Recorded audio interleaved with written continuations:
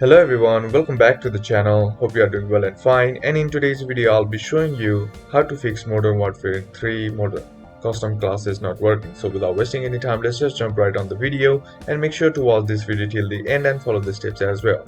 Now the first thing that you need to do is remove cold-blooded perk. Sometimes this perk causes issues trying to take off your loadout temporarily. Adjust zombie mode settings. Turn off the free loadout option in zombies mode or join and leave a zombies lobby. Then recreate custom loadouts. Go to create a class, delete the affected class, make a new one from scratch and save it.